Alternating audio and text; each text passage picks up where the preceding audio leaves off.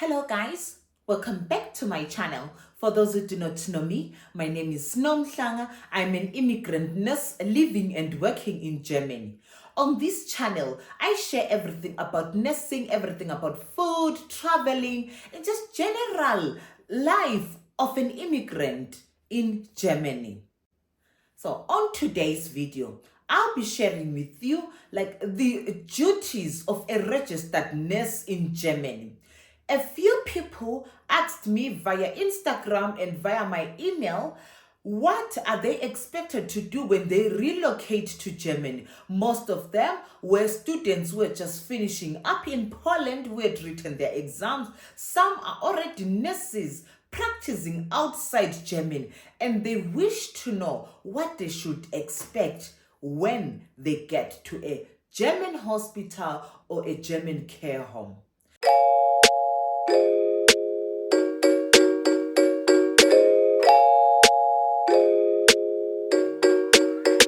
The first one, which chases every other person away from nursing, is toileting the patients. Yeah, this is not everyone's thing. We all know it. As a nurse, it's your duty. You are expected to toilet the patients at any time of the day. Some need diapers. You have to change them. Some are urine and stool incontinent. You have to take care of that. You change the diapers. You clean the person. You clean the poo. Make sure they are clean. Some need toilet training. You have to be going with them to the toilet every hour, depending on the establishment. Some need catheters. You are responsible to put that catheter as a nurse. You have to know it. It's not fun at times. I know there are some nights where I even wonder what the patients ate.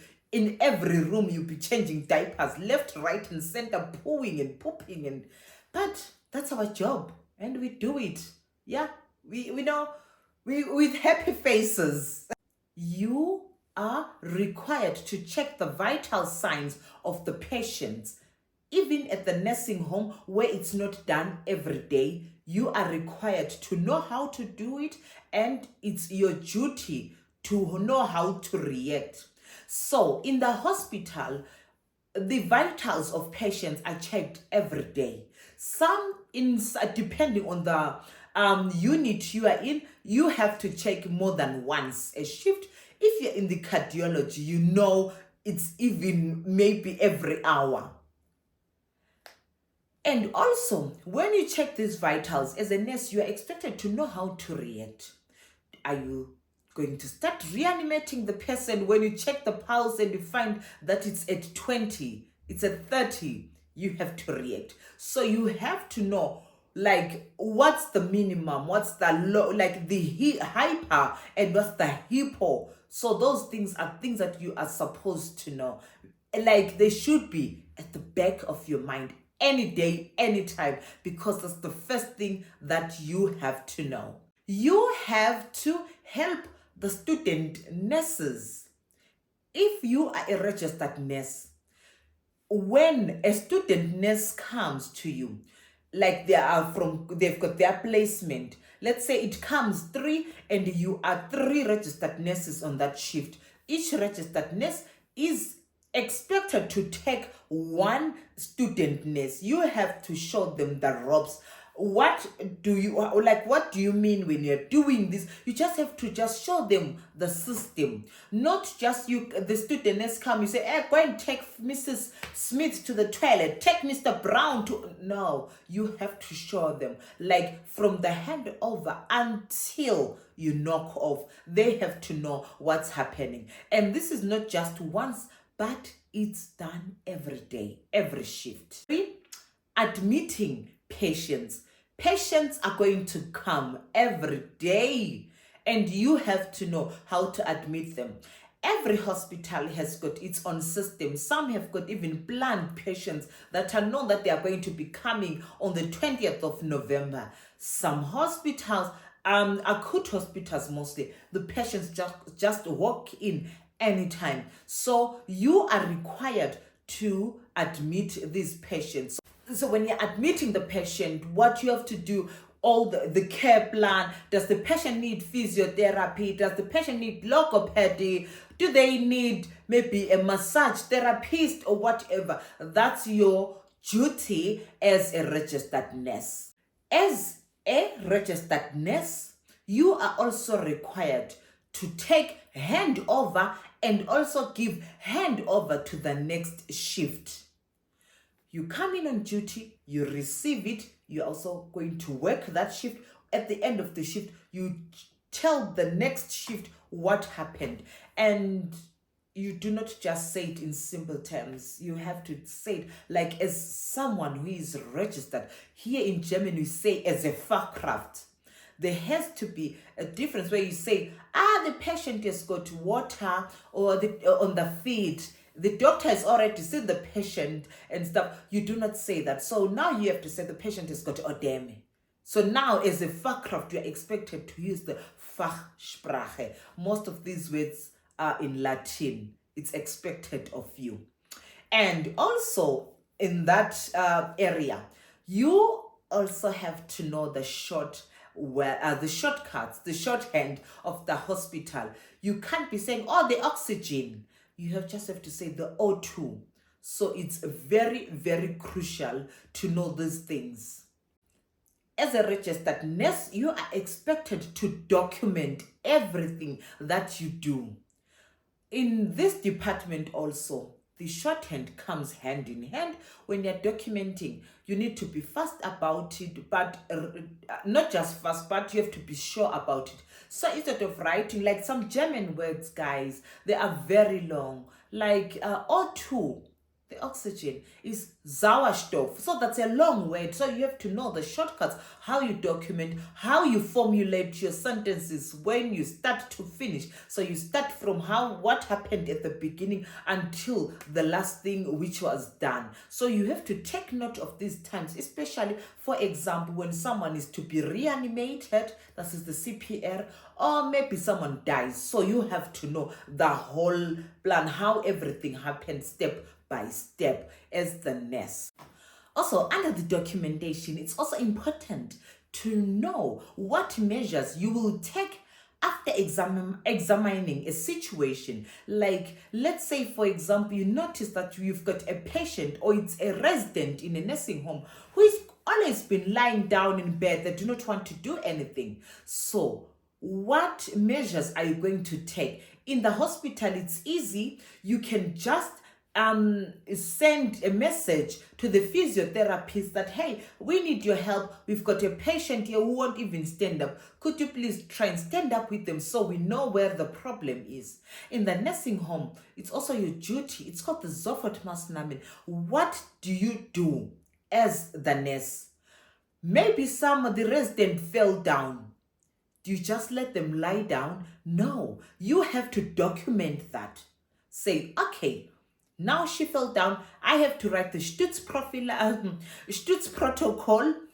What was the cause of the falling? Who was the witness? What really happened? Was the shoe? Was it dark? You have to document all that because it's very, very important. Like, there's a thin line between negligence and an accident when you are a nurse. So you have to be very careful. Document everything. It protects you. And also under the documentation, this is a tip from me, when you just go in a patient's room, you notice that the patient is sleeping. Do not go and document that the patient is sleeping. Say maybe it's a baby or the patient looked like someone who is sleeping, because you might say they are sleeping. What if they were dead? You see, so you have to also, when you document, try and protect yourself. If a patient comes with maybe it's like earrings, the patient comes with gold earrings, do not document that this resident, when they came here, this patient, they came in with gold earrings, because what if they were wearing fake or something and this piece disappears? You are going to be made to pay for something so expensive. But instead, you say it was a gold colored thing, or it was a yellow gold earring. That way, because no one knows whether it was real or not. Phone calls.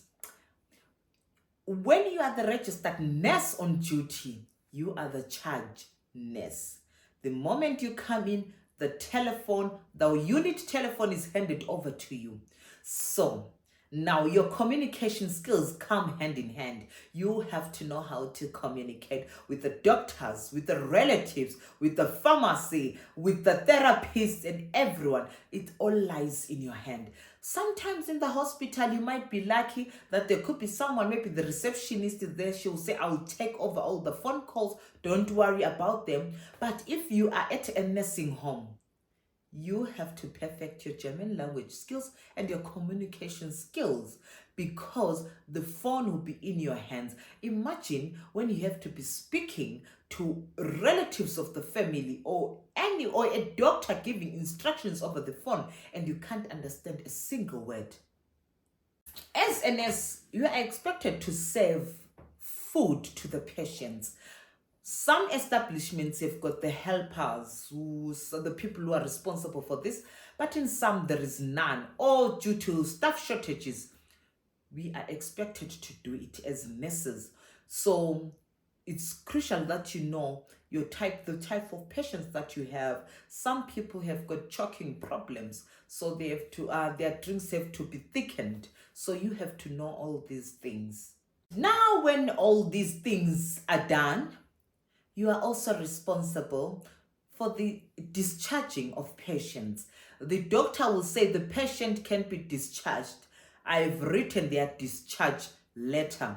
So as the nurse, you have to organize the transport. If they're in hospital, where are they going to? Are they going home? Are they going to a rehabilitation center? Or are they going to a nursing home?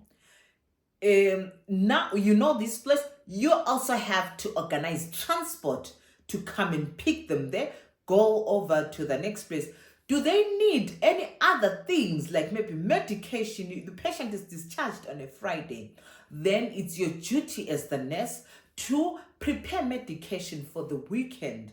Because in Germany, most pharmacies and they are closed. Most places, medical things are closed over the weekend, Saturdays and Sundays. So think about the patient. And ladies and gentlemen, these are the 10 things that I found for you that you are expected to do as nurses.